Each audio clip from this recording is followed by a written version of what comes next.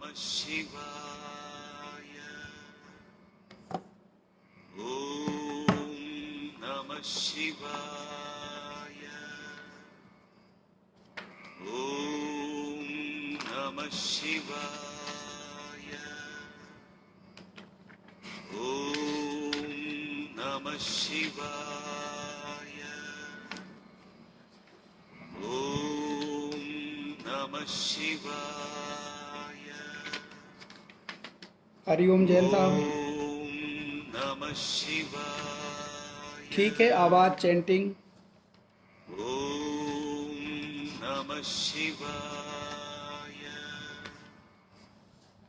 ॐ नमः शिवाय। ॐ नमः शिवाय। सब ठीक है। ॐ नमः शिवाय। ॐ हरिओम। नमः शिवाय। प्रमोद कैसे हो? ॐ नमः चश्मा। शिवाय। ॐ नमः अनीता जी शिवाय। हरिओम। हर्षिता जी हरिओम। महंत जी कैसे हैं? ॐ नमः शिवाय। आवाज बहुत धीमी करनी पड़ेगी। अभी भी धीमी करनी पड़ेगी। ॐ ओके, नमः शिवाय। अब बताइए कैसे हैं जी? हरिओम धर्मेंद्र जी हरिओम। कौन दिख रहा है? रेणु जी हरिओम। तुंगनाथ जी हरिओम। वंदना जी हरिओम। अभी कैसी है? नमः शिवाय। ॐ नमः शिवाय। ॐ नमः शिवाय। ॐ क्या नमः हुआ? शिवाय। ॐ नमः शिवाय। ॐ ऐसे रखा जाता है। नमः शिवाय। ॐ नमः शिवाय। जी ठीक है। ॐ नमः शिवाय। हरिओम। पूनम जी हरिओम। योगी जी आनंद योगी जी हरिओम। सुधीर दीक्षित जी हरिओम। साध्वी लता प्रज्ञा गिरी हरिओम। माँ हाउ आर यू माँ? प्रणाम। नमः शिवाय। जय हो महंत जी महाराज की जय हो। नमः शिवाय। ओ ओके ओके, नमः शिवाय। जैसा आप कहेंगे।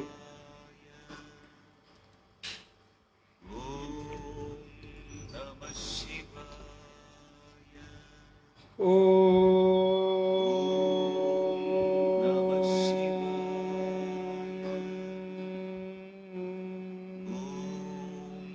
नमः शिवाय।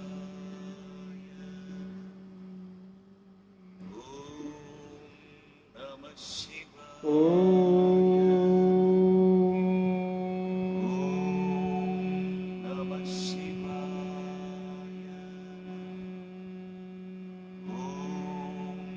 नमः शिवाय।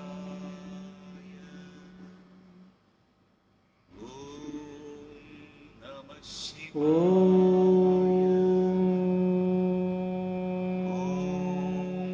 नमः शिवाय।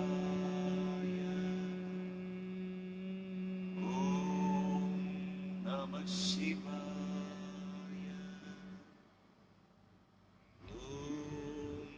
नमः शिवाय।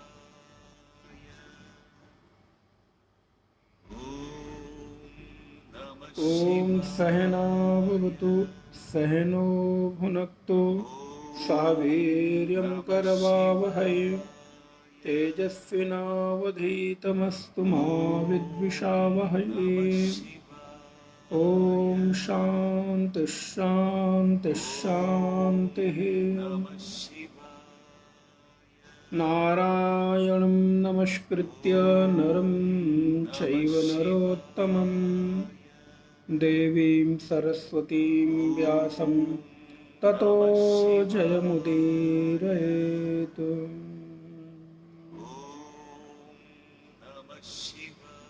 सदाशिवसमारम्भां शङ्कराचार्यमध्यमाम् अस्मदाचार्यपर्यन्तां वन्दे गुरुपरम्पराम्। ईश्वरो गुरुरात्मेति मूर्तिभेदविभागिने व्योमवद्व्याप्तदेहाय श्रीदक्षिणामूर्तये नमः। नारायण। आप सभी का हार्दिक स्वागत, अभिनंदन। दक्षिणामूर्ति स्तोत्रम के इस पावन ज्ञान सत्र के द्वितीय दिवस की वेला में हम लोग यहाँ पर मन से एकत्रित हो रहे हैं। तन से तो अपने अपने घरों में, अपने अपने निवास स्थान में हैं, लेकिन मन से हम लोग एक जगह एकत्रित हो रहे हैं। आइए अपने मन को एकाग्र करते हुए भगवान श्री दक्षिणामूर्ति का ध्यान करते हुए कल जिन 5 श्लोकों को ध्यान के रूप में हमने व्याख्यायित किया, उनको हम लोग एक बार श्लोकों को दोहराएंगे। जिन लोगों को चाहिए वो वहाँ से श्लोक लिख लेंगे, हमने नीचे पोस्ट कर दिया है, आप उसको देख सकते हैं एक साथ।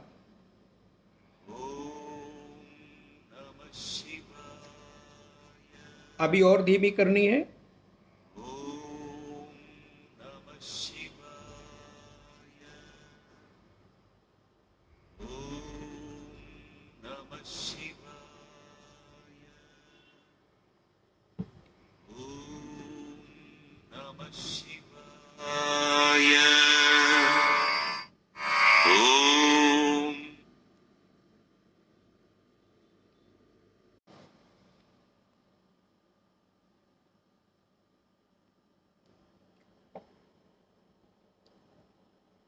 बंद कर दिया है।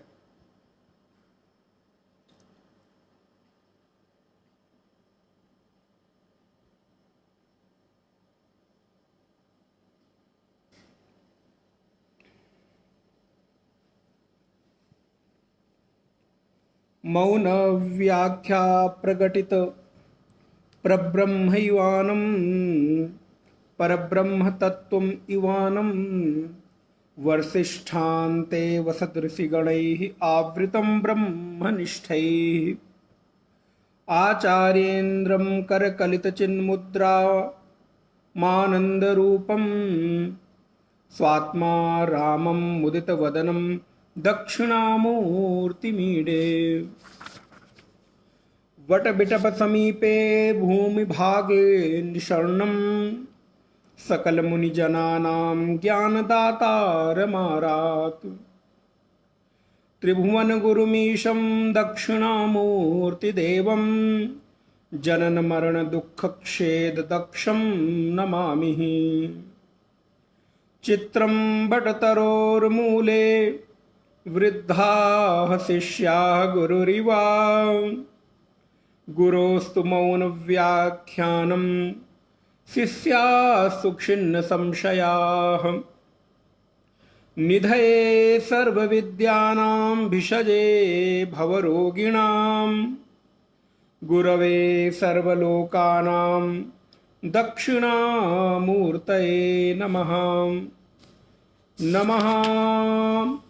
ॐ नमः प्रणवार्थाय शुद्धज्ञानैकमूर्तये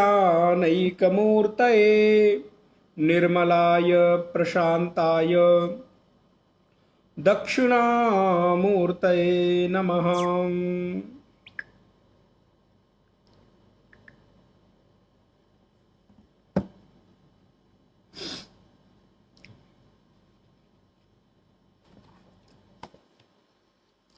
मंगलम दिशतु मे विनायको मंगलम दिशतु मे सरस्वती मंगलम दिशतु मे महेश्वरी मंगलम दिशतु मे सदाशिवः।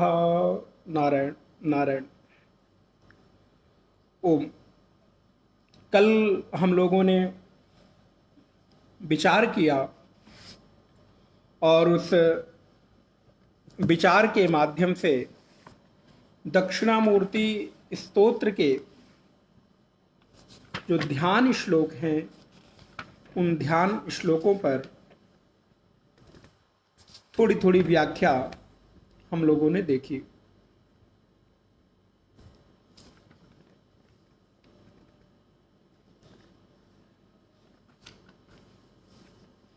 देखें, उपनिषदों का जो प्रतिपाद्य विषय है, अंतिम प्रतिपाद्य माने उपनिषद कहना क्या चाहते हैं? ब्रह्म सत्यम जगन मिथ्या। ब्रह्म सत्य है और जो जगत है वो जगत मिथ्या है, अर्थात उस जगत की जो उपलब्धि है वो उपलब्धि शाश्वत नहीं है, सत्य नहीं है। जीवो ब्रह्मैव न परः। और जो जीव है वो ब्रह्म से अतिरिक्त नहीं है, अर्थात ब्रह्म सत्य है, जगत मिथ्या है, जीव ही ब्रह्म है और इसके अतिरिक्त कुछ और नहीं है। अब हम जिस उपनिषद के प्रतिपाद्य विषय को देखते सुनते आए हैं उन्हीं उपनिषदों के प्रतिपाद्य विषयों को यहाँ पर भगवत्पाद आदि गुरु शंकर ने दक्षिणामूर्ति स्तोत्र के रूप में हमारे सामने प्रस्तुत किया है। देखें, इस दक्षिणामूर्ति स्तोत्र को श्रवण करने की योग्यता उनमें है जिन्होंने किंचित साधना उपासना किया हो और जिन्होंने थोड़े उपनिषदों के दार्शनिक रूपों को, उपनिषदों के दार्शनिक व्याख्याओं को अपने जीवन में सुनने की भावना का जन्म दिया हो। नहीं तो जो अधिकारी लोग नहीं हैं वो सुनकर इसको केवल एक कल्पना मात्र मानेंगे। इसलिए उपनिषदों की इस व्याख्या को जब हम श्रवण करें तो योग्यता हो तो स्वीकार करें और योग्यता ना हो तो प्रणाम करके अपनी योग्यता को बढ़ाने का प्रयत्न करना चाहिए। उस पर झूठे आरोप या मिथ्या आरोप गढ़कर मनमानी तरीके से हमें आगे नहीं बढ़ना चाहिए, ऐसा शास्त्र और ऐसा गुरुजन कहते हैं। एक बात बिल्कुल स्पष्ट रूप से हमारे शास्त्र कहते हैं और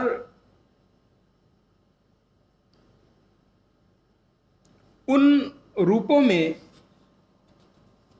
जहां पर अव्यवस्थित मन के द्वारा चिंतन के मार्ग में आगे बढ़ना और फिर अनंत चेतना के सूक्ष्म स्तर पर पहुंचना कठिन बताया गया है।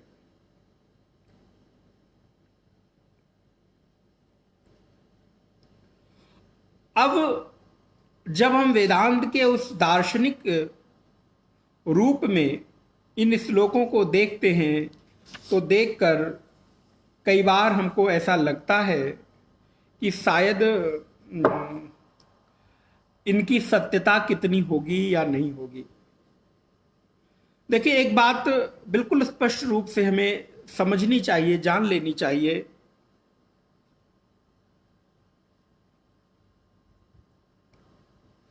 कि जो गुरु है उस गुरु से ये आशा की जाती है कि वो अपने शिष्यों को श्रेष्ठ ज्ञान दे।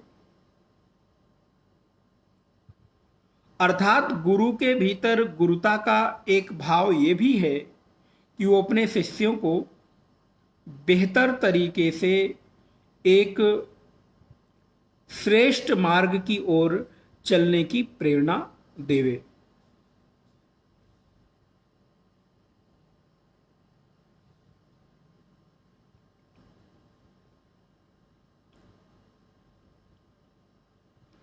अब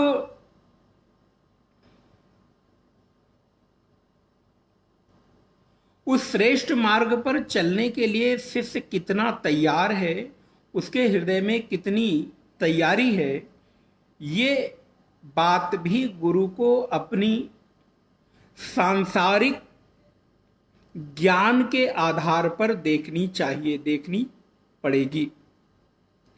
प्रत्येक व्यक्ति को एक ही जैसा उपदेश, एक ही जैसा ज्ञान देना ये शक्य नहीं है और ये मर्यादित भी नहीं है। थोड़ी सी चर्चा करके देखें तो इस जगत में 4 प्रकार के दृष्टिकोण के लोग रहते हैं। इस जगत में 4 प्रकार के दृष्टिकोण के लोग रहते हैं। सबसे पहले उनका जो नजरिया है, उनका जो समझने का तरीका है, वो किस तरह से होता है। तो इस विश्व में 4 तरह से लोग चीजों को देखने के लिए उद्यत होते हैं, तैयार होते हैं। सबसे पहला है एक व्यक्ति जो भौतिक दृष्टि से देखता है। आप लोग आज कुछ टेक्निकल प्रॉब्लम आ रही है, जो भी आप लोग दिख नहीं रहे हैं कि आप मुझे देख पा रहे हैं कि नहीं देख पा रहे हैं। कोई मुझे सामने आज दिख नहीं रहा है, कुछ तो दिक्कत हो रही है।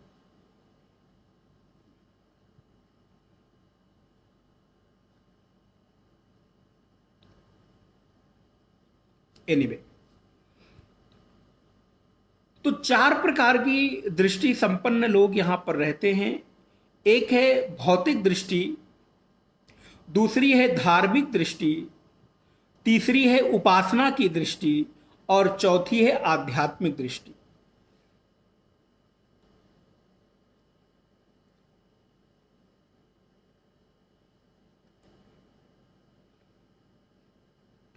भौतिक दृष्टि, धार्मिक दृष्टि, उपासना की दृष्टि और आध्यात्मिक दृष्टि। इन 4 दृष्टियों में आप स्वयं को कहां पाते हैं? ध्यान दीजिएगा जी, थैंक यू। आप अपने आप को इन 4 जगहों में कहां रखते हैं? भौतिकता में रखते हैं, धार्मिकता में रखते हैं, उपासना में रखते हैं, अथवा आप अपने आप को अध्यात्म में रखते हैं। थोड़ी गंभीरता की अपेक्षा होगी, आप इसको चाहें तो कहीं नोट कर सकते हैं, लिख सकते हैं। अच्छा जी, धन्यवाद। तो 4 प्रकार की दृष्टि संपन्न लोग हमारे आसपास होते हैं, अथवा इन्हीं 4 कैटेगरी में मैं आता हूं। चाहे मेरी दृष्टि, मेरा समाधान परिस्थितियों को भौतिकतावाद पे आश्रित हो, अथवा धार्मिकता पर आश्रित हो, अथवा उपासना पर आश्रित हो, अथवा अध्यात्म पर आश्रित हो।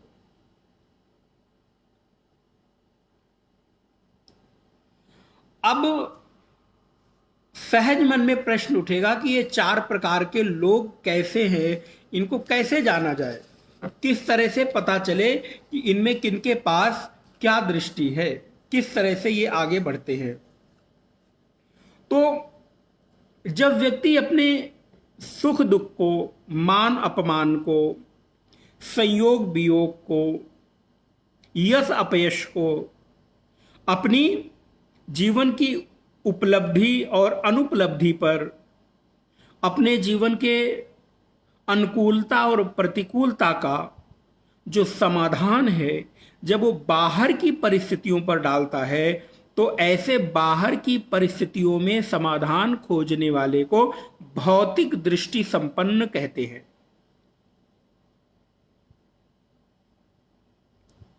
ध्यान दीजिएगा, आपके जीवन में कोई सुख आया, कोई दुख आया, कोई संयोग हुआ, कोई वियोग हुआ, कोई मान अपमान हुआ, कोई अनुकूलता प्रतिकूलता हुई, आपके जीवन में कोई यश अपयश हुआ, आपके जीवन में कोई लाभ और हानि हुई, और ऐसी परिस्थिति में आपने जो उसका समाधान खोजना शुरू किया और उस समाधान के परिणाम में आपने बाहर की किसी परिस्थिति को उसका हेतु माना, तो ऐसे ऐसे दृष्टि संपन्न व्यक्ति को भौतिकवादी कहते हैं, क्योंकि आपने अपने जीवन की प्राप्त परिस्थितियों का समाधान जब बाहर खोजते हैं तो इसका मतलब है कि आपकी दृष्टि भौतिकता पर टिकी हुई है। इसलिए मैंने आपको कहा आपके भीतर 4 प्रकार की दृष्टि है। भौतिक दृष्टि है, धार्मिक दृष्टि है, उपासक दृष्टि है और आध्यात्मिक दृष्टि है। तो इन 4 प्रकार की दृष्टियों में, इन 4 प्रकार की परिस्थितियों में आप अपने जीवन के सुख दुख को, अपने जीवन के संयोग वियोग को कहां पर समाधान के रूप में प्राप्त करते हैं। यदि तो आपने किसी परिस्थिति का समाधान बाहर की परिस्थितियों पर डाल दिया, बाहर के लोगों पर डाल दिया, तो ऐसी स्थिति में जो स्थित व्यक्ति है उसको भौतिकवादी कहा जाता है। क्यों? क्योंकि अगर आपका नुकसान हो गया तो आपने उसका जो हेतु माना वो किसको माना? बोले देश की अर्थव्यवस्था, अर्थनीति ऐसी है इसलिए मुझे घाटा हो गया।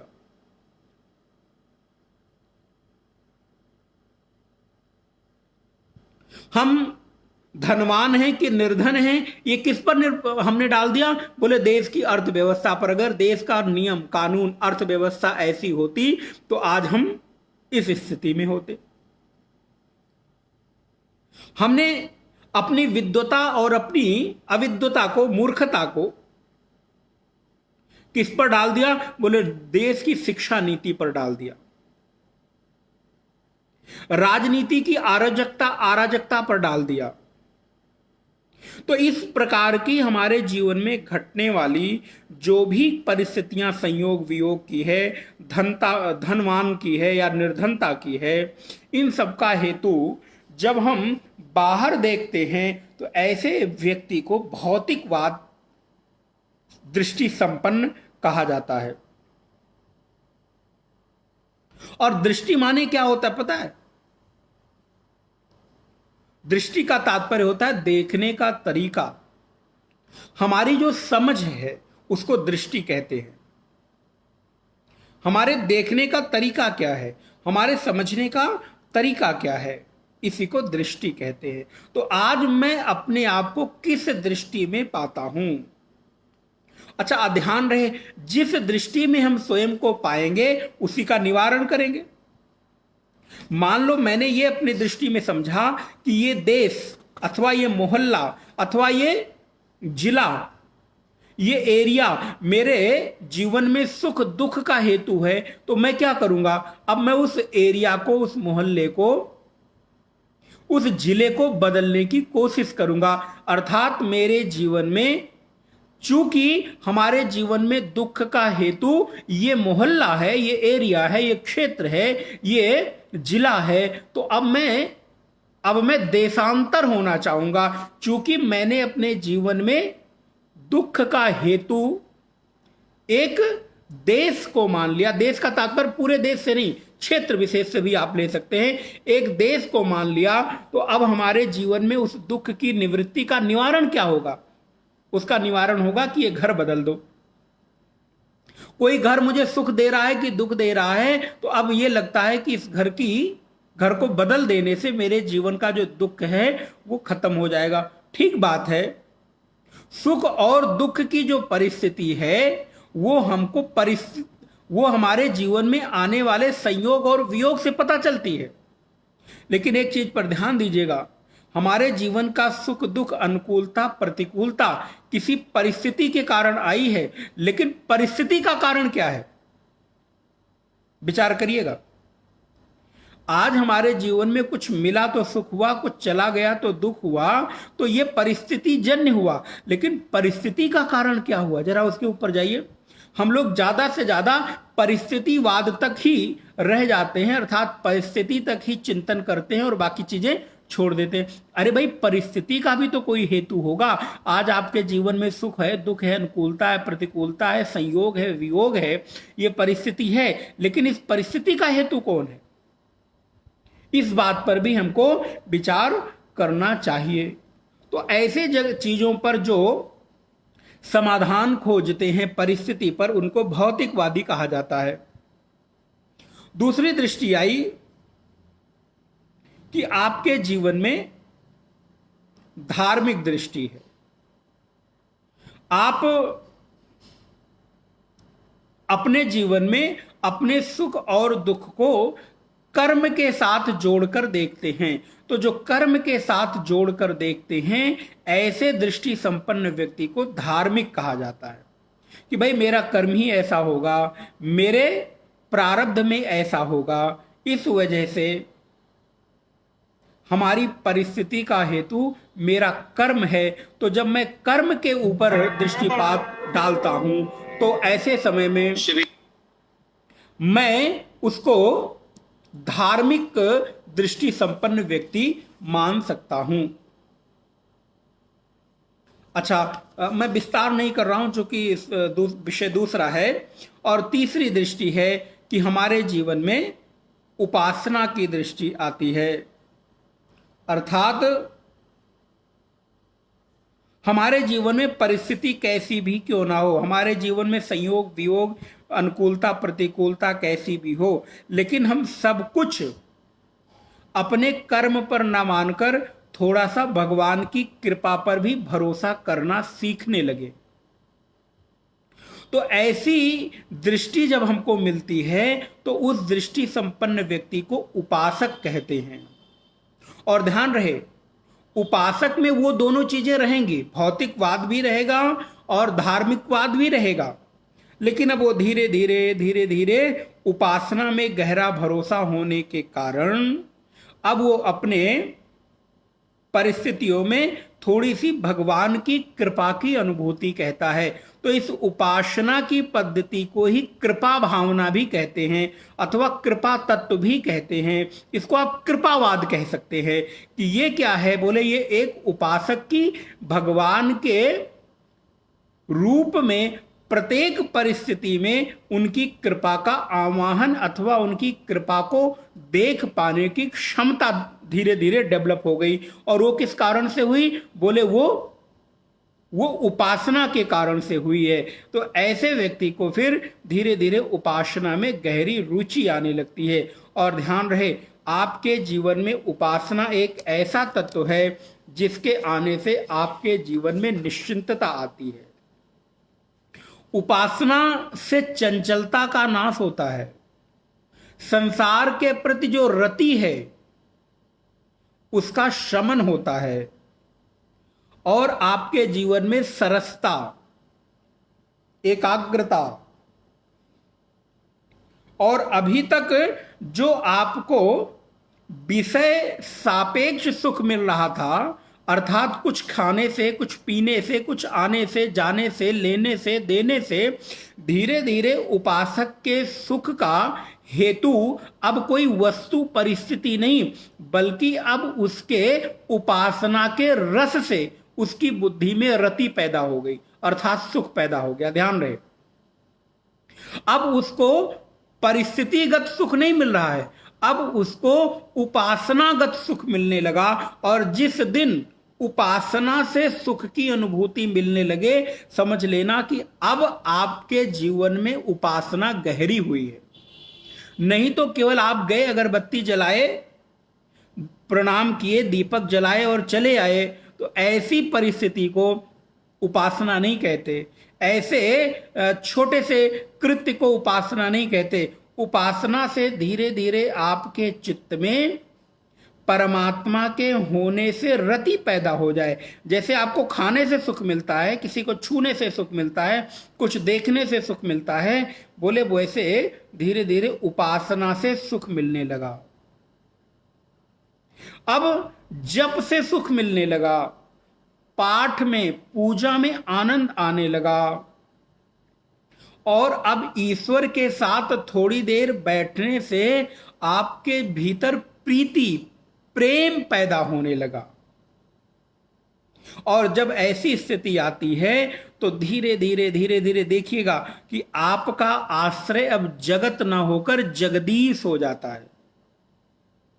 इसलिए उपासना का बहुत गहरा जो लाभ है वो ये है कि उपासक के आश्रय जगत न होकर जगदीश की ओर होने लगता है। अब उसको ऐसा लगता है कि मेरी प्रत्येक परिस्थिति का समाधान जगत के पास नहीं, इस जगत के स्वामी जगदीश के पास है।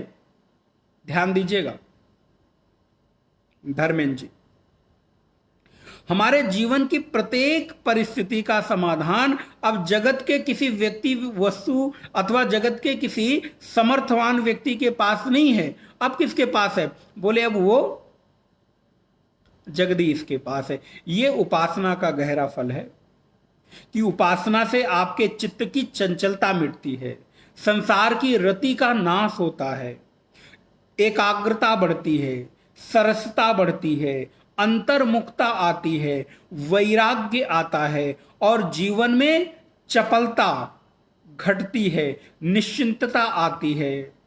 और धीरे धीरे धीरे धीरे उपासना से आपके भीतर गहरा आश्रय भाव डेवलप होता है। जैसे अगर आपको ऐसा लगे कि संसार में कोई शक्तिशाली व्यक्ति मेरा अपना हितैषी है, मेरा अपना मित्र है, तो आपके भीतर कैसे निश्चिंतता आती है। वैसे ही जब जगत का स्वामी जगदीश सर्वसमर्थवान मेरा अपना आश्रय बन गया तो उसके भीतर निश्चिंतता आने लगती है। उसके भीतर का जो चिंता का भाव है वो धीरे धीरे धीरे धीरे कटने लगता है। ईश्वर के साथ संबंध बनाना नहीं है, ध्यान रहे, ये बात नोट कर लीजिएगा। ईश्वर के साथ संबंध बनाना नहीं है, ईश्वर के साथ नित्य संबंध को अनुभव करना है। क्योंकि ईश्वर के साथ तो आपका नित्य संबंध है ही, आप ईश्वर से कभी विमुख हो ही नहीं सकते। सदा सदा ईश्वर आपका अपना नित्य हितैषी बनकर बैठा हुआ है। बस ईश्वर के साथ नित्य संबंध को अनुभव करना है। उपासना का यह गहरा फल है। आज आपको एक अलग सूत्र मिल रहा होगा, ध्यान दीजिएगा। अरे भाई, जीवन में जिस ईश्वर के साथ आपका स्थायी संबंध है, नित्य संबंध है, उस संबंध को आप बनाओगे क्या? बस करना क्या है? करना इतना है कि उस संबंध को धीरे धीरे आप अनुभव करने लग जाओ कि हां, इसके साथ अब मेरा संबंध प्रगाढ़ हो गया है, गहरा हो गया है। और इसीलिए इस उपासना के साथ आपकी निश्चिंतता भी बढ़ने लगती है। गीता में भगवान कहते हैं, पिता अहमस्य जगतः, मैं सभी का पिता हूं, पूरे जगत का पिता हूं। तो जब वो जगत का पिता है तो उस जगत में तो मैं भी हूं, तो मेरे साथ तो उसका नित्य संबंध हुआ ना। सुहृदम सर्वभूतानाम, मैं सभी लोगों का सुहृद हूं, तो सभी में तो मैं भी आता हूं ना, तो मेरा भी सुहृद हुआ। तो ऐसी स्थिति में उस परमात्मा के साथ आपका संबंध अनुभव होने लगे। फिकर को फाकी करे वाको नाम फकीर। जो उपासना के गहरे भाव में प्रतिष्ठित होकर अब जो फिकर है, फिकर माने चिंता है, उसकी फाकी करने लगे। कहते ना फाक लेना, खा लेना। तो बोले जो फिकर की फाकी करे वाको नाम फकीर। अब मुझे फिक्र नहीं है, अब मुझे चिंता नहीं है। क्यों? क्योंकि मेरा चिंता करने वाला कोई और बैठा हुआ है। और ऐसी स्थिति में मैं अपने भीतर उस फकीरी को जीने लगता हूं। और जब उस फकीरी को जीता हूं तो एक पंक्ति मुझे याद आ रही है, सुमति क्षुधा बाढ़े नित नई। गोस्वामी जी कहते हैं, सुमति क्षुधा बाढ़े नित नई, विषय आस दुर्बलता गई। जिस समय हमारे भीतर स्वस्थ चित्त में जिज्ञासा का उदय होता है, ज्ञान की क्षुधा स्वस्थ चित्त में ही बढ़ती है।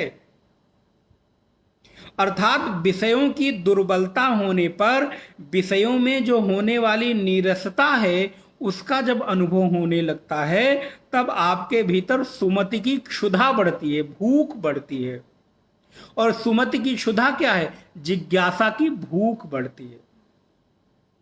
ध्यान रहे, जब विषय की दुर्बलता होती है तब जिज्ञासा की क्षुधा लगती है।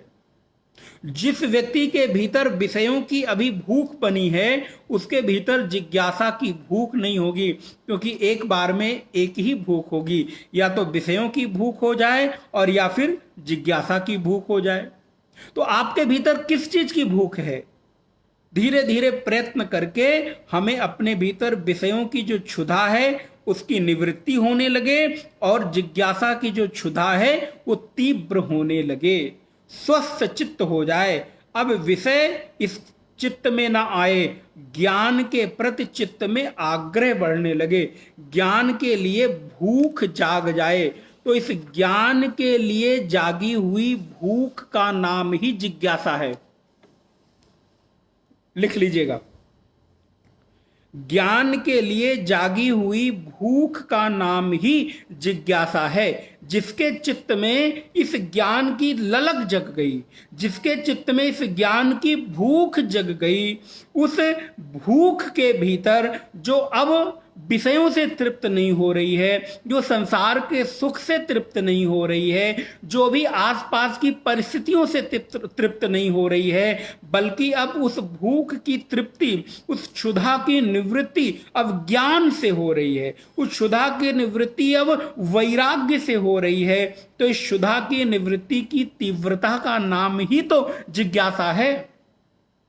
जिस जिज्ञासा वृत्ति में अब संसार के कोई सुख और कोई आनंद मुझे सुख नहीं दे रहे हैं, मुझे आनंदित नहीं कर पा रहे हैं, ऐसी स्थिति में ही जिज्ञासा की प्रबलता होती है। तो क्या करें? तो हमारे जीवन में इस ज्ञान की पिपासा का उदय हो और विषय की क्षुधा की निवृत्ति हो, अर्थात संसार के सुख, स्त्री का सुख, पति का सुख, पत्नी का सुख, परिवार का सुख, संसार के भोग ऐश्वर्य के प्रति जो सुख है, धीरे धीरे उनमें मेरा वैराग्य होने लगे, उनके प्रति जो होने वाली आसक्ति है उसका परित्याग होने लगे। और सुख कहाँ बढ़े? तो सुख बढ़े साधन में, सुख बढ़े ज्ञान में, सुख बढ़े आत्मरति में, सुख बढ़े स्वयं में। अब बाहर का सुख मुझे सुख नहीं देता, बल्कि भीतर का सुख मुझे सुख देता है। ये धीरे धीरे आपके भीतर जागृति होने लगे। इसलिए मैंने आपको कहा, जब आपके जीवन में विपरीत समय आए, जब आपके जीवन में प्रतिकूलता आए, तब आपका समाधान भौतिकवाद न रहे, आपका समाधान धीरे धीरे आध्यात्मिकवाद बन जाए। अब आप बाहर की तरफ उसका समाधान नहीं देखते, अब आप भीतर की ओर उसका समाधान देखते हैं। और ऐसे भीतर की ओर समाधान देखने वाले व्यक्ति को ही वेदांत का जिज्ञासु अथवा वेदांत का साधक कहते हैं। और इसी को आध्यात्मिक दृष्टि युक्त व्यक्ति कहा गया है। और जब इस आध्यात्मिक दृष्टि युक्त व्यक्ति के भीतर जिज्ञासा बढ़ती है तो उसके भीतर प्रश्न उठता है और उसके भीतर मैं की गूंज उठती है, उसके भीतर एक भाव जागता है कि मैं कौन हूं। और मैं कौन हूं, इस मैं कौन हूं की ही निवृत्ति में, इस मैं कौन हूं की ही उत्तर में श्री दक्षिणामूर्ति स्तोत्र के प्रथम श्लोक का अर्थ मानो भगवत्पाद शंकर ने यहां पर प्रतिबिंबित कर दिया है। अच्छा, आपके भीतर अध्यात्मवाद का समाधान जागा तो आपको लगता है कि फिर मैं इस जगत से अलग कैसे हूं। जब आप बाहर के समाधान को आप छोड़ रहे हैं, जगत की परिस्थितियों में अब आपको समाधान नहीं मिल रहा है, तो स्वाभाविक है मैं भीतर उतरूंगा। तो भीतर उतरूंगा तो ये पहला प्रश्न उतरेगा ना कि मैं कौन हूं, मैं इस झूठे जगत की सत्ता को अपने से अलग कैसे अनुभव करूं। यह प्रश्न स्वाभाविक रूप से उठेगा और उठना ही चाहिए। मैं किस तरह के साधन और अभ्यास से उस परम सत्य का दर्शन कर सकता हूं, मैं उस अद्वितीयता का बोध कैसे कर सकता हूं। तब भगवत्पाद कहते हैं, विश्वम दर्पण दृश्यमान नगरी तुल्यम निजांतर्गतम पश्यन्नात्मनि मायया बहिर्वोद भूतम यथा निद्रया यह साक्षात् कुरुते प्रबोध समये स्वात्मानमेवाद्वयम् तस्मै श्री गुरुमूर्तये नम इदं श्री दक्षिणामूर्तये। अब सबसे पहले आप इस श्लोक के एक एक अर्थ को समझ लें, अर्थात शब्दार्थ को पहले समझ लें। यह देखते जाइएगा, लिखते जाइएगा, समझते जाइएगा। यह माने जो परमात्मा। विश्वम, विश्वम अर्थात संसार को। दर्पण दृश्यमान नगरी तुल्यम निजांतर्गतम। दर्पण दृश्यमान नगरी, दर्पण माने होता शीशा, मिरर। शीशे में दिखने वाले, नगरी माने शहर, पुर, गांव। शीशे में दिखने वाले शहर के समान, गांव के समान, पुर के समान। निज अंतर्गतम देखता है। कहां देखता है? निज अंतर्गतम, अपने भीतर ही देखता है। तो जो परमात्मा, आत्मा, चेतना, आप नाम जो देना चाहें दे दें, शीशे में दिखने वाले शहर के समान अपने भीतर ही उस नगरी को देखता है। कब देखता है? बोले निद्रया। पश्यन आत्मनि मायया बहिरोध भूतम यथा निद्रया। किस समय देखता है? तो बोले निद्रा के समय, निद्रा दोष की तरह। कब देखता है? बोले मायया, माया की अघटित घटना के शक्ति के द्वारा देखता है। लेकिन वही पश्यन माने देखना, आत्मनि माने आत्मा में, मायया अर्थात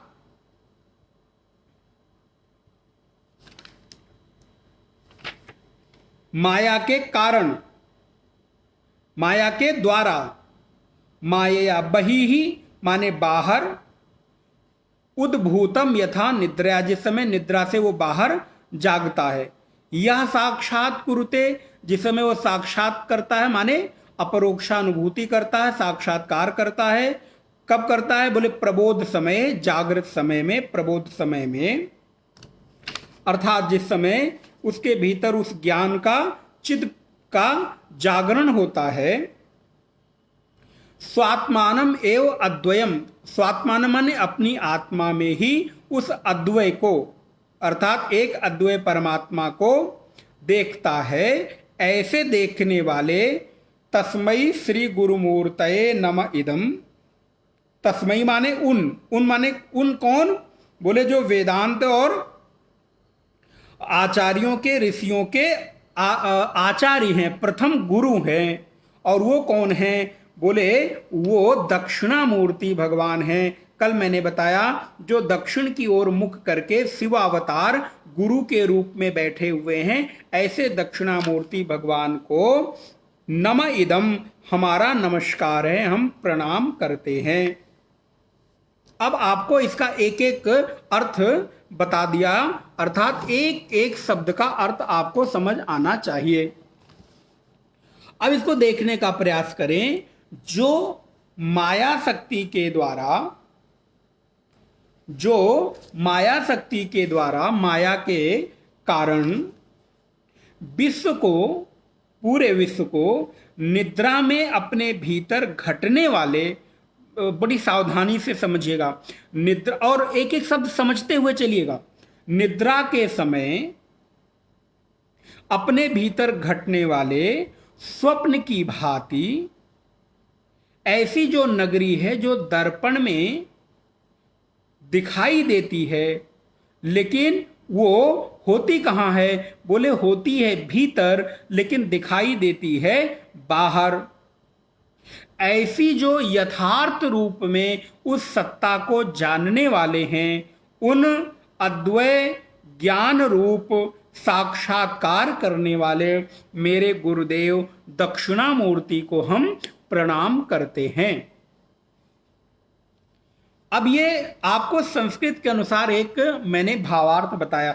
अब आपको समझने के लिए हम थोड़ी व्याख्या लेते हैं और सरल व्याख्या हम आपको बताने का प्रयास करते हैं।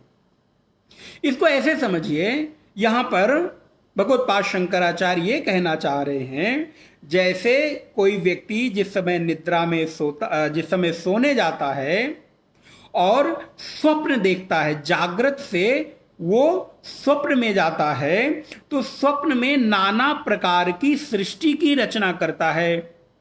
अब आप जैसे समझिए कि आप सोए और सोते समय आपको स्वप्न आया कि आप किसी वियावान जंगल में हैं और जंगल में किसी पशु के चंगुल में आ गए हैं और वहां पर नाना प्रकार की नदियां, झील, सरोवर, तालाब, वृक्ष, हिंसक पशु, पेड़ पौधे दिखाई दे रहे हैं और उसी हरियाली के बीच एक किसी हिंसक पशु ने आपको पकड़ लिया है। अब वो हिंसक पशु आपको खाने जा रहा था, तब तक उसने एक जोर की हुंकार लगाई, आवाज लगाई। अब उस जोर की हुंकार के कारण आपकी नींद खुली और जब नींद खुली तो आप बड़े हैरान परेशान हुए और भगवान को धन्यवाद दिया, थैंक गॉड आज मैं बच गया। क्यों, क्या हो गया? बोले अरे अरे अभी तो मैं मर जाने वाला था, वो शेर ने मुझे अपने चंगुल में फंसा लिया था और मैं मरने वाला था। होता है वो शेर मुझे अभी पकड़ लेता और मैं मरने वाला था, लेकिन वो तो अच्छा हुआ कि उसने एक हुंकार लगाई, जिस हुंकार के कारण मेरी नींद खुल गई और मैं बच गया। अब विचार करके बताइए कि स्वप्न वाला संसार, स्वप्न वाली देखने वाली जो दृश्य प्रपंच था वो सत्य है कि अब ये जागने के बाद जो कह रहा है ये सत्य है? पता है, यही प्रश्न महाराज जनक का है। एक बार जनक जी को भी ऐसा स्वप्न आया और स्वप्न क्या आया कि महाराज वो भिखारी बनकर भूख से इतने पीड़ित हैं कि अपनी क्षुधा की निवृत्ति के लिए दर दर कुछ खाने के लिए याचना कर रहे हैं और उनको कहीं बहुत मांगने के बाद एक जली हुई खिचड़ी के थोड़े से कुछ अंश मिल गए, थोड़ा सा टुकड़ा मिल गया और वो उसको खाने ही जा रहे थे अपनी भूख को निवृत्त करने के लिए। तब तक उनकी नींद खुल गई और वो देखते हैं कि अरे मैं तो महाराज हूं, ये देखो इतना बड़ा कमरा, यहां पर सेवक, दास, दासियां और यहां पर सारी सुख सुविधाएं, मेरे एक इशारे पर नाना प्रकार के व्यंजन मेरे सामने परोस दिए जाएं और ये क्या, मैं तो भूख में एक जले हुए टुकड़े के लिए दर दर भीख मांग रहा था। तो उनके मन के भीतर प्रश्न उठा कि ये सत्य है कि वो सत्य है? विचार करिएगा, ये सत्य है कि वो सत्य है? ये जो मैं अभी देख रहा हूं कि मैं महाराज हूं और सारी सुख सुविधाओं से संपन्न मेरे पास सारी परिस्थितियां हैं, ये सही है कि वो सही है? क्योंकि इसको भी मैं ही देख रहा हूं और मैं ही भोग रहा हूं और स्वप्न में भी मैं ही देख रहा था, मैं ही भोग रहा हूं। तो स्वप्न की सृष्टि सत्य है कि जागृत की सृष्टि सत्य है? आप लोगों के मन में क्या कभी ऐसा प्रश्न नहीं आता? नहीं आता तो आना चाहिए। आखिर सत्य क्या है? स्वप्न सत्य है कि जागृत सत्य है? तो जब हम सोते हैं तो सोते समय नाना प्रकार की सृष्टि हमारे भीतर चलती है, और जब नाना प्रकार की सृष्टि का निर्माण हो जाता है महाराज, वहां हम न जाने क्या क्या बना लेते हैं। थोड़े से ही समय में हम पैदा भी हो जाते हैं। ध्यान दीजिएगा, हम पैदा होते हैं, अपने पैदा होने को देखते हैं। जरा एकाग्रता से विचार करिएगा। स्वप्न में आप खुद को पैदा होते हुए देखते हैं, खुद को बड़ा होते हुए देखते हैं, खुद को पढ़ते हुए देखते हैं, शादी करते हुए देखते हैं, और मेरे बच्चे हो गए और मेरे बच्चे अब बड़े हो गए, ये भी मैं देख रहा हूं। कहां? बोले स्वप्न में। और अब मेरा बिजनेस व्यापार इतना बढ़ गया, मैं खुद को ही वहां पर सब कुछ रूप में देख रहा हूं। अब आप कल्पना करके बताइए, वहां पे कौन स्त्री बना और कौन पुरुष बना, बच्चा कौन बना और आपका घर कौन बना, नौकरी करने वाली जो परिस्थितियां थी और आपका पूरा बड़ा एम्पायर था वो कौन बना। अर्थात स्वप्न में आप ही का मन या आप ही नाना प्रकार से भाषित होने लगे। वहां कोई और दूसरा नहीं है, वहां आप ही पैदा हो रहे हो, आप ही बड़े हो रहे हो, आप ही स्कूल बन रहे हो, आप ही टीचर बन रहे हो, और आप ही बालक विद्यार्थी बन रहे हो पढ़ने के लिए। आप ही बड़े हो गए, फिर शादी कर रहे हो, शादी के समय मंत्र के फेरे भी आप ही बोल रहे हो, फेरे लेने वाला मंत्र भी आप ही बोल रहे हो, अर्थात पंडित भी आप हो, वर भी आप हो, कन्या भी आप हो, और वहां पर सारी पूजा की सामग्री भी आप हो। फिर आपकी शादी हो गई और आपके बच्चे हुए, तो बच्चे भी आप ही हो गए। और बोले और वहां पर खूब बड़ा बिजनेस बन गया, बड़ी गाड़ी बन गई, बड़ा बंगला बन गया, तो वो सब भी मैं ही बन गया। अब ध्यान दीजिएगा, और उस समय सब सत्य प्रतीत हो रहा है, कोई चीज झूठा नहीं है, क्योंकि अगर झूठा होता तो आप उसमें उलझते नहीं। स्वप्न में देखे जाने वाले प्रत्येक सृष्टि में वो चीजें उस समय सत्य प्रतीत होती हैं, और आप उसको उतना भोगते हो जितना सुख आपको अभी जागते हुए मिल रहा है, उतना ही सुख आपको उस समय स्वप्न की सृष्टि से भी मिलता है। उस स्वप्न की सृष्टि में आपको उतना ही सुख मिल रहा है जितना आज अभी आप भोग रहे हो। लेकिन तब तक क्या हुआ? बोले तब तक एक छोटी सी कोई घटना घटी और आपकी नींद खुल गई, और नींद खुली तो आपने देखा अरे अरे हमारा तो सारा बिजनेस चौपट हो गया, हमारा तो सब कुछ बिगड़ गया। अब बताओ वो स्वप्न की सृष्टि में कौन था? घर कौन था? पत्नी कौन थी? पंडित कौन था? फेरे लेने वाला कौन था? आपके सुख दुख को भोगने वाला कौन था? और आपको सुख दुख देने वाला कौन था? अगर वहां भी आपका किसी ने पैसा ले लिया और नहीं दिया तो किसने? आप ही पैसा लेने वाले थे, आप ही पैसा देने वाले थे, और अब आप ही आपसे बेईमानी करके पैसा नहीं दे रहे हो, तो आप ही सुख को दुख को देने वाले भी हुए। आपके अतिरिक्त क्या स्वप्न में और कोई घुसा? अर्थात मेरे भाई, बाहर का एक टुकड़ा भी स्वप्न में बिना गए स्वप्न की सारी सृष्टि को बना देता है, और उस स्वप्न के सारे सुख दुख का आप हेतु बनते हो। तभी तो जनक जी पूछते हैं वो सृष्टि सही है कि ये सृष्टि सही है? अर्थात स्वप्न का देखने वाला सत्य है कि ये सत्य है? कौन सत्य है महाराज? न स्वप्न को देखने वाला सत्य है, न जागृत में देखने वाला सृष्टि सत्य है। सत्य कौन है? बोले जो देख रहा है वो सत्य है। अर्थात आपके मन के भीतर चलने वाली स्वप्न की जितनी भी सृष्टि है, उस सृष्टि में आप ही अनेक होकर भाषित हो रहे हो। वहां आपके अलावा दूसरा कोई नहीं है। आप बताओ क्या आपके स्वप्न में कोई दूसरा गया? क्या किसी दूसरे का 1 इंच भी जाना आपके स्वप्न में संभव है? दूसरे का तो छोड़ो, आपका ही अपना घर, अपना बिस्तर, आप ही की अपनी सामग्री, आप ही की अपनी चीजें स्वप्न में नहीं जाती। आप सब कुछ यहां छोड़कर तब स्वप्न में जाते हो। अगर सब कुछ बटोर के जाओ तो आप स्वप्न में जा ही नहीं सकते हो। तो यहां पर क्या कहते हैं? विश्वम दर्पण दृश्यमान नगरी। जैसे पूरे विश्व को अभी हम यहां देख रहे हैं, वैसे ही स्वप्न में भी निद्रा के समय पूरे के पूरे विश्व को हम देखते हैं। कैसे देखते हैं? बोले जैसे दर्पण में, शीशे में सब कुछ दिखाई दे रहा है, लेकिन जो शीशे में दिखाई दे रहा है, ध्यान देना, क्या वो शीशे के भीतर है कि शीशे के बाहर है? शीशे में दिखने वाली प्रत्येक चीज, नदी, जंगल, पहाड़, जलाशय,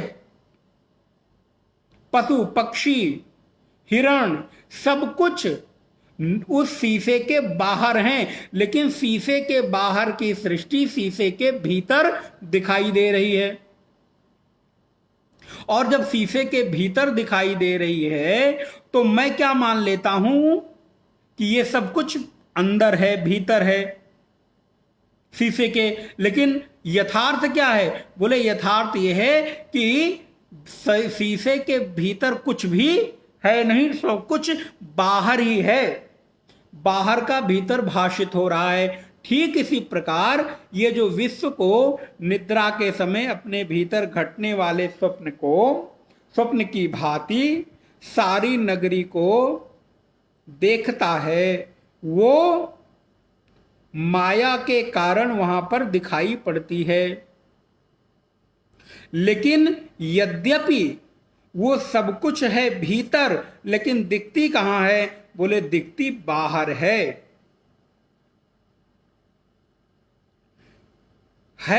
भीतर, लेकिन दिखती कहां है? बोले दिखती भीतर है और दिखती बाहर है।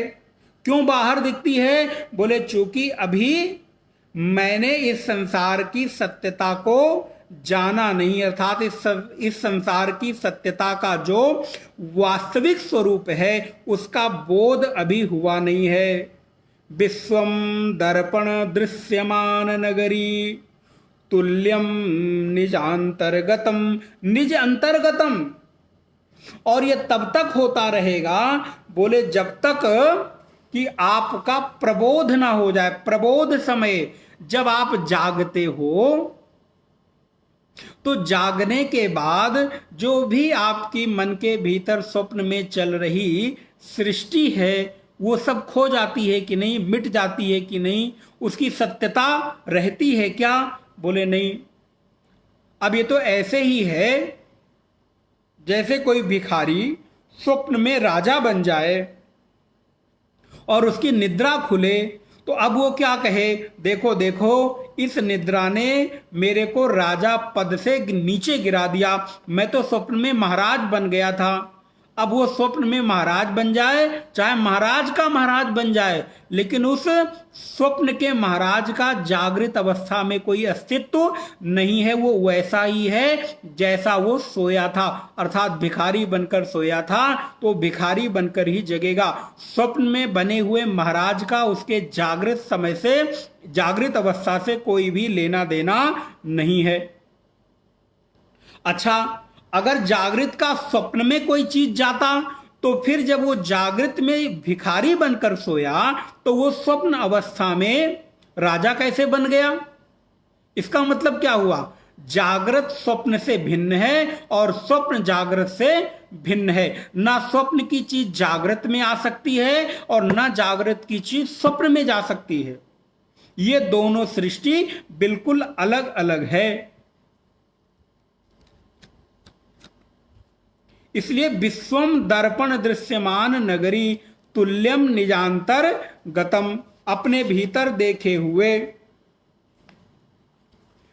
अब इस विश्व का दर्पण में दिखने वाला जो नगर है वो कैसा है? तो बोले महाराज उसमें हम न जाने क्या क्या देखते हैं। उसमें हम समुद्र देखते हैं, नदियां देखते हैं, पर्वत देखते हैं, तालाब देखते हैं, सुख दुख का भोग करते हैं। अब एक व्यक्ति, एक बार की बड़ी अच्छी घटना आचार्यों ने सुनाई कि एक व्यक्ति सोने से डरता था। बोले क्यों? सोना तो सबको बहुत प्रिय है, निद्रा सबको बहुत प्रिय है। बोले इसलिए क्योंकि जब वो सोने जाता था तो स्वप्न में उसका गला कोई दबा देता था और उसको बहुत पीड़ा होती थी। तो अब वो क्या किया? बोले उसको सोने से डर लगने लगा। बोले जब भी मैं सोने जाऊंगा तो पता नहीं कोई मेरा गला दबा देगा। अब बताइए, जागृत अवस्था का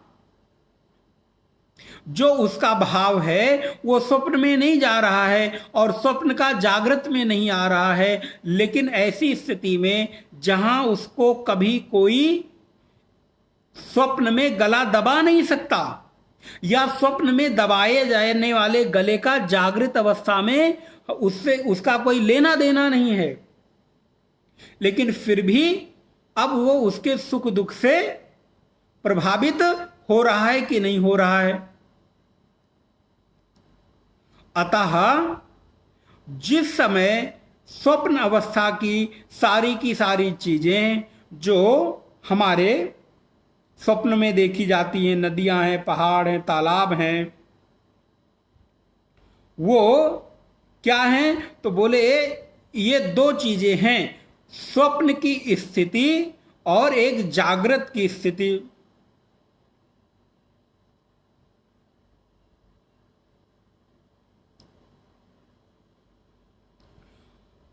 अब विश्व की जो तुलना है वो विश्व की तुलना मानो एक बड़े से नगर से की जा रही है जो दर्पण में दिखाई देने वाला है। और विश्व की तुलना एक बड़े से नगर से की जा रही है और वो दिखाई कहां दे रहा है? बोले वो एक दर्पण में, शीशे में दिखाई पड़ रहा है। उसमें सब कुछ है, कोई मर भी रहा है, कोई पैदा भी हो रहा है, कोई सुख भी पा रहा है, कोई दुख भी पा रहा है, पेड़ हैं, पौधे हैं, रथ हैं, घोड़े हैं। लेकिन ये जो दर्पण में दिखाई देने वाली विश्व रूपी दृश्य नगरी है वो होती कहां है? बोले महाराज वो केवल और केवल मन के भीतर होती है और कहीं भी होता नहीं है। लेकिन जब हम जागते हैं तो मन के भीतर दिखने वाले सारे संसार का लोप हो जाता है। इस चीज को पकड़िएगा और अपने स्वप्न के साथ और अपनी जागृत अवस्था के साथ मिलाइएगा। विश्वम दर्पण दृश्यमान नगरी तुल्यम निजांतर्गतम। मन के भीतर उस स्वप्न अवस्था में बनी हुई जो भी विश्व की पूरी परिदृश्य है, नदी है, घोड़े हैं, तालाब हैं, सरोवर है, पशु है, पक्षी है, सुख है, दुख है, इत्यादि इत्यादि नाना प्रकार की जो उकरी हुई सृष्टि है, जागृत अवस्था में उसका एक भी कण मेरे साथ नहीं आता। अगर कोई भिखारी स्वप्न में राजा बन जाए तो राजा बनकर वो जब जगेगा तो वो राजा नहीं होगा बल्कि वो भिखारी ही होगा। और अगर कोई भिखारी राजा बनकर स्वप्न देख रहा है तो क्या वो जागने पर राजा हो जाएगा? बोले नहीं, वो राजा नहीं होगा। और जैसे कोई राजा स्वप्न में भिखारी बन जाए तो क्या जागने पर वो राजा भिखारी हो जाएगा? बोले वो भी नहीं होगा, क्योंकि स्वप्न की सृष्टि की और जागृत की सृष्टि का एक दूसरे का व्यावर्तन है। ना स्वप्न जागृत में है ना जागृत स्वप्न में है। एक दूसरे में एक दूसरे से ये दोनों दूसरे को व्यावर्तन करते हैं इनका। अतः जैसे बाहर दिखने वाली ये पूरी की पूरी दृश्य नगरी दर्पण में दिखने के सदृश है, वैसे ही मन के भीतर भी नाना प्रकार की परिकल्पनाएं उठती हैं। लेकिन ये कैसे होता है? मानस में गोस्वामी जी कैसे कहते हैं, यदि कोई जो सपने सिर काटे कोई जागे बिनु। अगर किसी व्यक्ति के स्वप्न में आकर उसका कोई सिर काट ले तो क्या जागने के बाद एक बूंद खून भी दिखाई देगा? अरे महाराज, सिर कट गया मेरा स्वप्न में, तब तो अभी आपका पूरा बिस्तर खून से गीला हो जाना चाहिए था। बोले नहीं नहीं, वो तो स्वप्न की बात थी ना। स्वप्न में आकर अगर कोई मुझे दुख दे दे, कोई मेरा गला काट दे, तो जागृत अवस्था में उस सुख दुख से मैं प्रभावित नहीं होता, बल्कि भगवान को धन्यवाद देता हूं, थैंक गॉड कि मैं जग गया, नहीं तो वहां तो बड़ा दुख हो रहा था। जो सपने सिर काटे कोई, जागे बिनु दुख दूर न होई। बिना जागे दुख दूर नहीं होता। ठीक इसी प्रकार इस समय, वर्तमान समय में, अब स्वप्न की तो बात हो गई, अब वर्तमान समय की बात लें। वर्तमान समय में जागृत अवस्था में ये जो दिखने वाला विश्व का नगर है, ये भी मुझे बाहर दिखाई दे रहा है। क्यों? क्योंकि अभी इसके प्रति मैं जागा नहीं हूं, इसलिए ये हमको सुख और दुख दे रहा है स्वप्न की भांति। जैसे स्वप्न में मुझे वो सृष्टि सुख दुख दे रही थी, कब तक? जब तक मैं जागा नहीं था। वैसे ही ये जागते समय, चूंकि अभी संसार के प्रति मैं जागा नहीं हूं, सो रहा हूं, इसलिए ये संसार रूपी नगरी हमको सुख दुख दे रही है। जिस दिन हम इस जागृत से जग जाएंगे, जागृत अवस्था में जो हम ये देख रहे हैं, इससे जग जाएंगे, उस दिन संसार का सुख दुख हमको ऐसा लगेगा कि ये मेरे ही कारण तो था, मेरा ही मन यहां पर सब कुछ बना हुआ था, कोई और दूसरा मेरे को दुख देने वाला नहीं था। ठीक है। अब ये सारी चीजें हो कैसे रही हैं, तो आप श्लोक में जब देखेंगे तो पाएंगे कि विश्वम दर्पण दृश्यमान नगरी तुल्यम निजांतर्गतम पश्यन्नात्मनि मायया। वो देख रहा है किसके कारण? बोले माया, माया के कारण। अब माया की दो प्रकार की शक्तियां होती हैं। माया की एक शक्ति है विद्या और एक है अविद्या। अब अविद्या में भी दो चीजें हैं, एक है आवरण शक्ति और एक है विक्षेप शक्ति। तो माया की आवरण शक्ति क्या करती है? जहां पर जो चीज नहीं है, पहले उसके ऊपर पर्दा डाल देती है। तो माया की आवरण शक्ति पर्दा डालती है और विक्षेप शक्ति वहां पर कुछ और दिखा देती है। जैसे कि रेगिस्तान में चमकता हुआ रेत, वहां पर क्या है? बोले वहां पर खाली सूर्य की किरणों से रेत चमक रहा है, लेकिन वहां पर भाषित क्या हो रहा है? बोले वहां पर भाषित तो जल हो रहा है। जैसे सुक्तिका में रजत आपने देखा होगा, समुद्र के किनारे चले जाइए तो उस समुद्र के किनारे सीप पड़ी रहती है, तो वो चमकती हुई सीप चांदी है ऐसा हमको भ्रम देती है। सायंकाल कहीं रस्सी पड़ी हो, तो अगर थोड़ा सा उजाला हो, थोड़ा सा अंधेरा हो, सायंकाल हो, तो उस पड़ी हुई रज्जू में मुझे सर्प का भ्रम हो जाता है। जंगल में जाइए सायंकाल, तो कहीं ठूठ है, माने आधा कटा हुआ पेड़ है, तो ऐसा लगता है कोई भूत खड़ा है, ठूठ में भूत का भ्रम हो जाता है। क्यों? क्योंकि वहां पर जो नहीं है वो मुझे दिखाई दे रहा है। वो कैसे? बोले पहले उसके ऊपर एक आवरण डाला गया, पर्दा डाला गया, और उस पर्दे के ऊपर फिर नाना प्रकार का आकृति उकेर दी गई। ठीक उसी प्रकार स्वप्न अवस्था में जहां पर कुछ नहीं है मेरे अलावा, वहां पर पहले मेरे मन पर पर्दा डालकर फिर नाना प्रकार की मेरे ही द्वारा सृष्टि पैदा कर दी जाती है। अर्थात मेरा ही मन, मैं ही सब कुछ बन जाता हूं। बनने वाला भी मैं हूं, बनाने वाला भी मैं हूं, जानने वाला भी मैं हूं। ये बात पकड़ के रखिएगा। ये कैसे हो रहा है? बोले ये सब कुछ माया के कारण हो रहा है, क्योंकि माया की आवरण और विक्षेप शक्ति ऐसा कर रही है। अच्छा, यदि जगत बाहर ना होकर अपने भीतर ही है,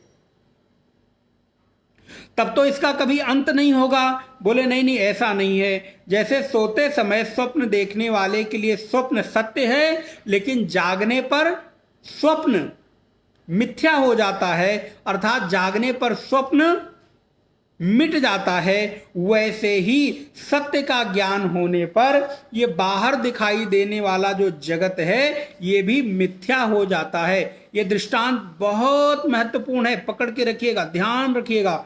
जैसे कि स्वप्न अवस्था में देखी जाने वाली सृष्टि स्वप्न काल में तो सत्य प्रतीत होती है, लेकिन जागृत होने पर स्वप्न की सृष्टि खो जाती है। जो चीज सपने में देखा वो सब मिट गया। वैसे ही ज्ञान के प्रबोध, श्लोक की तीसरी लाइन देखिए, प्रबोध समय, जागृत समय, जिस समय ज्ञान के उस चेतना में प्रतिष्ठित होता है वो व्यक्ति, तो वैसे ही ये जगत की जो सत्यता है ये मिट जाती है और जगत में होने वाला जो भ्रम है वो मिट जाता है। अर्थात जगत का ये जो बाहरी दृश्य है ये हमारे लिए उपलब्ध नहीं होता है। अब यहां पर कहते हैं कि उस आत्मा के बारे में फिर हम कैसे उसको जान सकते हैं। बोले कि इंद्रियों से दिखाई देने वाले विषय, मन में उत्पन्न होने वाले जो हमारे संवेग हैं और बुद्धि में आने वाले जो हमारे विचार हैं वो तिरोहित हो जाते हैं। इस वजह से यहां पर हमको ये जगत की उपलब्धि नहीं हो पाती है, जगत की उपलब्धि नहीं रह जाती है। लेकिन ये जानेंगे कैसे? तो बोले इसके जानने का एक ही उपाय है, और वो उपाय है कि दक्षिणामूर्ति भगवान के सदृश किसी गुरु के उपदेश के द्वारा ही हम ये बात जान सकते हैं। इसलिए हमारे यहाँ गुरु और ज्ञान का अभेद है। ध्यान रहे, बिना गुरु के मिला हुआ ज्ञान हमारे लिए कई बार अश्रद्धा का, उच्छृंखलता का कारण बन सकता है। आप देखिए, वेदांत का उपदेश रावण भी करता है, हिरण्याक्ष, हिरण्यकश्यपु भी करते हैं, लेकिन उनके वेदांत के उपदेश का कोई मतलब नहीं रह जाता, क्योंकि वो परंपरागत, संप्रदायगत नहीं होता है। इसलिए हम ऐसे गुरु को प्रणाम कर रहे हैं जो दक्षिणामूर्ति के रूप में हमारे भीतर उस अंतर्निहित शक्ति को जागृत करने का कार्य कर रहे हैं। अब कुछ लोग ऐसा कहते हैं कि जगत तो दिखाई दे रहा है, लेकिन ईश्वर तो दिखाई नहीं देता, तो उसकी सत्ता को कैसे स्वीकार कर लें? कई बार ऐसा प्रश्न उठता है कि जगत की सत्ता तो बिल्कुल मजबूत रूप से दिखाई दे रही है, ये पेड़ दिखाई दे रहा है, खंबे दिखाई दे रहे हैं, नदी, तालाब, जंगल दिखाई दे रहा है, तो ये तो सत्य रूप में, ठोस रूप में दिखाई दे रहा है, और जो दिखाई दे रहा है उसको आप मिथ्या कह रहे हो, ये है ही नहीं है, इसकी तीनों कालों में सत्ता नहीं है। और जो प्रपंच नहीं, जो प्रपंच का अस्तित्व है अर्थात चेतन है, वो दिखाई नहीं देता, और उसकी सत्ता को आप तीनों कालों में कहते हो कि अबाधित है। सीधे सीधे अर्थ में कहें कि जगत को आप मिथ्या कहते हो और जगदीश को आप सत्य कहते हो। जो दिखता है उसको मानते नहीं हो, और जो दिखाई नहीं दे रहा है कहते हो उसको मान लो। अब कई बार वेदांत के शब्द प्रयोग करते समय लगता है कि पता नहीं आप समझेंगे नहीं, इसलिए मैं दूसरे शब्द भी प्रयोग करता हूं। तो अब जो दिखाई दे रहा है जगत, उसकी सत्ता आपको स्वीकार नहीं, और जो नहीं दिखाई दे रहा है जगदीश, वो कहते उसको स्वीकार कर लो, उसको, उसका तीनों कालों में बाध नहीं होता है, वो किसी वस्तु परिस्थिति से परिच्छिन्न नहीं है, अर्थात देश काल वस्तु से परिच्छिन्न है। और ये संसार कैसा है? बोले ये संसार तो एक जगह है, दूसरी जगह नहीं है। इस संसार की सत्यता तो यही है, ये देश काल वस्तु से परिच्छिन्न है। लेकिन वो परमात्मा कैसा है? तो बोले वो देश काल वस्तु से अपरिच्छिन्न है, अर्थात कटा हुआ नहीं है, वो सर्वगत है, सर्वव्यापी है, सर्वदेशीय है। वो ऐसा कोई स्थान नहीं जहां हो नहीं, लेकिन दिखाई नहीं देता। तो अब अगर हम ऐसा मान के चलें कि जो दिखाई देता है वही सत्य है, तो ये अच्छी बात नहीं है। अब हम आपको कुछ उदाहरण देते हैं, ध्यान दीजिएगा। अगर आप केवल दृश्य, इस नेत्रों से दिखने वाले दृश्य को ही सत्य मानते हो, तब तो यह अंतिम सिद्धांत नहीं बना। इसको तो विज्ञान भी स्वीकार नहीं करता है।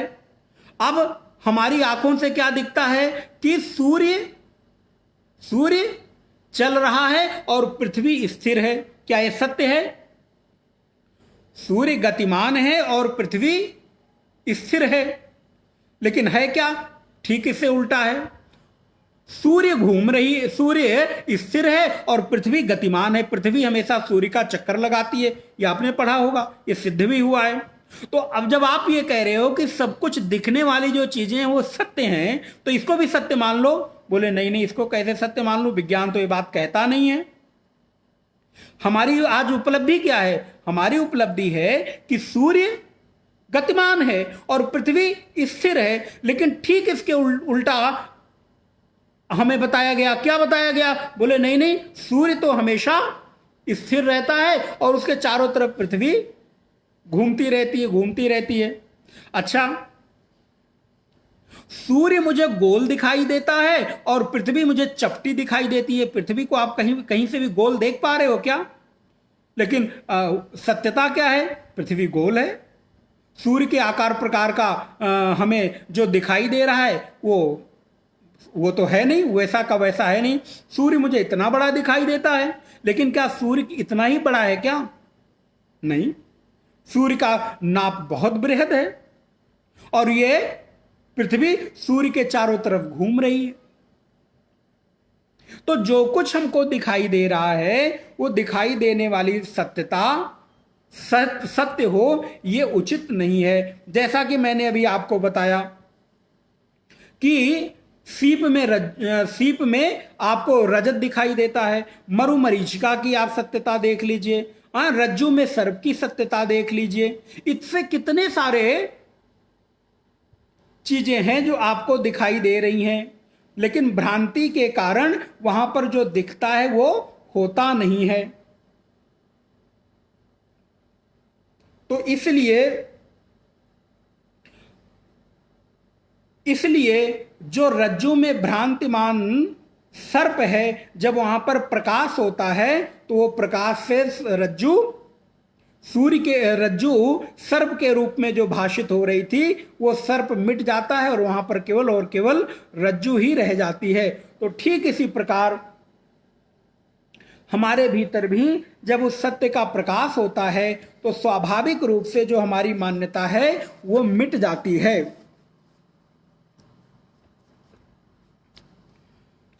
तो इसलिए विश्वम दर्पण दृश्यमान नगरी तुल्यम निजांतर्गतम पश्यन्नात्मनि मायया बहिर्वोत भूतम यथा निद्रया यह साक्षात कुरुते प्रबोध समय। जब इसका प्रबोध का समय आता है, अर्थात जागृत होता है, ये ज्ञान में जागता है, तब परिणाम क्या होता है? बोले तब परिणाम होता है कि ये स्वप्न की सृष्टि को मिथ्या मान लेता है। स्वप्न सत्य है ये स्वीकार नहीं करता। अगर मैं कहूं नहीं नहीं, जो तुमने स्वप्न में देखा है वही सत्य है, आप कहोगे नहीं महाराज क्षमा करो, स्वप्न की चीज सत्य नहीं थी, वो तो मैं सपना देख रहा था।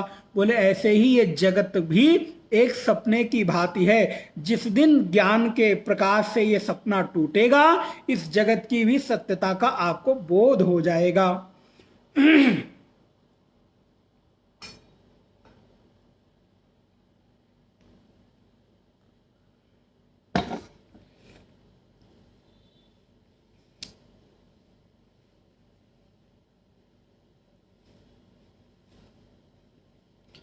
एक छोटा सा प्रसंग बृहदारण्यक उपनिषद का है, जहां पर याज्ञवल्क्य गार्गी से एक प्रश्न पूछते हैं। ऋषि याज्ञवल्क्य गार्गी से प्रश्न पूछते हैं, बड़े ध्यान से सुनिएगा। तुम्हारा शरीर कहाँ है? अगर मैं भी आपसे पूछूं आपका शरीर कहाँ है, आप कहेंगे मेरे घर में। घर कहाँ है? घर कहाँ है? पृथ्वी पर। पृथ्वी कहाँ है? जल तत्व में। जल तत्व कहाँ है? बोले अग्नि तत्व में। अग्नि तत्व कहाँ है? बोले वायु तत्व में। वायु तत्व कहाँ है? वायु तत्व कहाँ है? बोले आकाश तत्व में। आकाश तत्व कहाँ है? बोले मन में। मन कहाँ है? शरीर में। शरीर कहाँ है? घर में, आश्रम में। तो जब याज्ञवल्क्य, आप ध्यान दीजिएगा, मैं बहुत विनम्रता के साथ ये बात कह रहा हूं,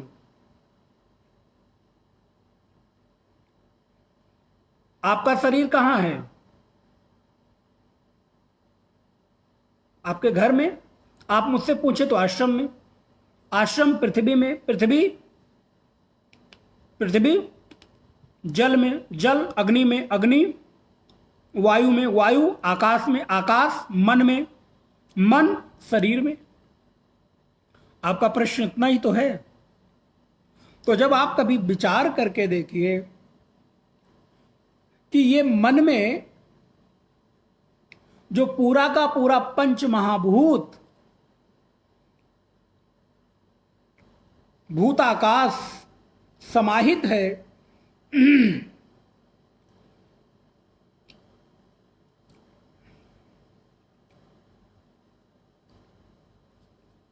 वो ये पूरा का पूरा प्रपंच कहां भाषित हो रहा है? तो मन में ही तो भाषित हो रहा है, चित्त में ही तो भाषित हो रहा है ना।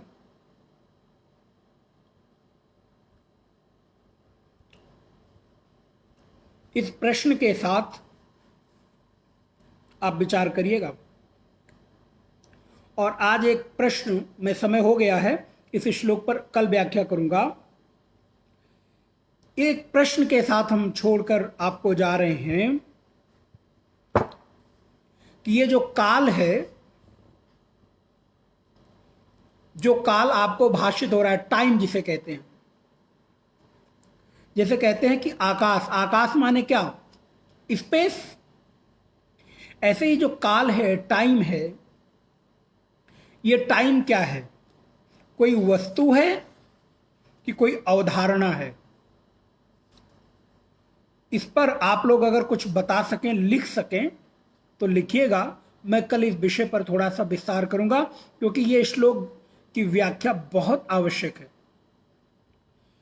क्योंकि आज यहां पर जो काल है, मैं बैठकर यहां इंडिया में जो शाम के रात के 8 बज रहे हैं, अमेरिका में इस समय सुबेरे के लगभग 8 बज रहे होंगे, लगभग 12 साढ़े 12 घंटे का फर्क रहता है। कनाडा में कुछ और होगा, लंदन में कुछ और होगा, कहीं कहीं कुछ और होगा।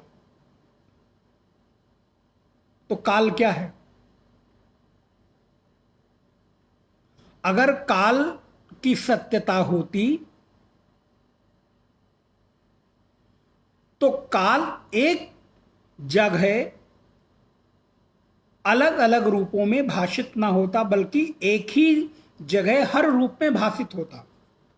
यहां भी वैसा ही होता और वहां भी वैसा ही होता।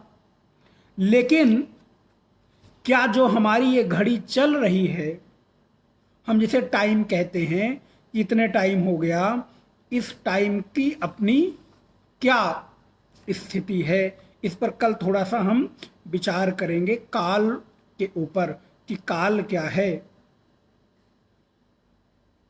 गला भी थोड़ा सा ऐसा हो रहा है कि बोला नहीं जा रहा है, तो मैं इसी के साथ आज का विषय यहाँ पर पूरा कर रहा हूँ। ओम पूर्णमदा पूर्णमिदं पूर्णात् पूर्णमुदच्यते पूर्णस्य पूर्णमादाय पूर्णमेवावशिष्यते। ओम शांति शांति शांति। हरि ओम श्री गुरुभ्यो नमः। हरि ओम। ओम जी, काल एक अवधारणा है, बिल्कुल जी, टाइम की अपनी सत्ता नहीं है, मैं सहमत हूँ। इस पर थोड़ा सा कल और अच्छे से विस्तार हम करेंगे। सभी का बहुत बहुत धन्यवाद। रवि रवि प्रकाश जी धन्यवाद, रेणु जी धन्यवाद, सोनिया जी हरिओम, अमिता जी हरिओम, लवदास जी हरिओम, रमेश मेहता जी हरिओम, शिवेश जी हरिओम, कुमकुम जी हरिओम, रेगमी सरकार हरिओम, संदीप जी हरिओम, किरण अम्मा हरिओम, सुनीता जी हरिओम, कीर्ति जी हरिओम, वसुंधरा जी हरिओम, ऋतु जी हरिओम, गायत्री अम्मा हरिओम, स्नेह लवानिया जी हरिओम, दीप्ति जी हरिओम, विष्णु जी हरिओम, भावना अम्मा हरिओम। जो भी लोग हमारे साथ जुड़े हैं, सभी का बहुत बहुत धन्यवाद।